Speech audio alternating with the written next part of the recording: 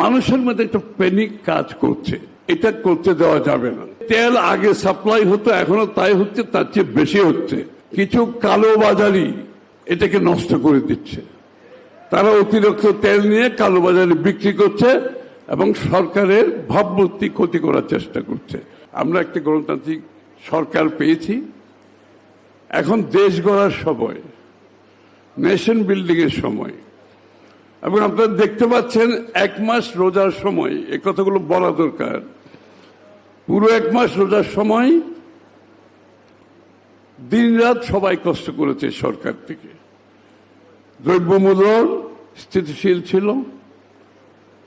একটা যুদ্ধ চলছে যেখানে তেলের অভাবে বিভিন্ন দেশে অনেক বড় বড় সিদ্ধান্ত নিয়েছে। বাংলাদেশে মানুষ বাড়িতে পৌঁছাতে পরিবহনের মাধ্যমে কোনো অসুবিধা হয় না, কোনো অসুবিধা হয় নাই।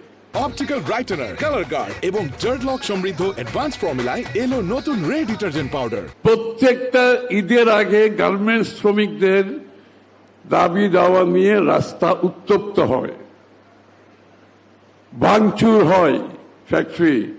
এবার কিছুই হয় নাই। সবাই শান্তভাবে তাদের পাওনা নিয়ে সঠিকভাবে পরিবহনের মাধ্যমে বাড়িঘরে যেতে পেরেছে। একটা অল্প সময়ের মধ্যে একটা সরকারের, এই যে বলে শুরু সকাল থেকে বোঝা যায় আপনার আগের দিনটা কেমন যাবে। আরেকটা কথা বলে আমি শেষ করছি, এটা না বুঝলে নয়। আমরা একটা যুদ্ধ মধ্যপ্রাচ্যে আমাদের সামনে এখন চলছে। একটা জ্বালানি সংকটের মধ্যে আমরা সারা বিশ্ব আছি, বাংলাদেশ তার মধ্যে অন্যতম।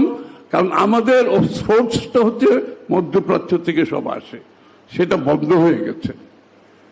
এর মধ্যে সরকারের পক্ষ থেকে বিভিন্ন বিশ্বের বিভিন্ন দেশ থেকে এটার সমাধান দেওয়ার জন্য কাজ চলছে এবং এই পর্যন্ত সফলভাবে আমরা এগিয়ে যাচ্ছি ইনশাআল্লাহ। এই ব্যাপারে চিন্তার কোনো কারণ নেই। কিন্তু মানুষের মধ্যে একটা প্যানিক কাজ করছে, এটা করতে দেওয়া যাবে না। প্রতিনিয়ত যে তেল আগে সাপ্লাই হতো, এখনো তাই হচ্ছে, তার চেয়ে বেশি হচ্ছে।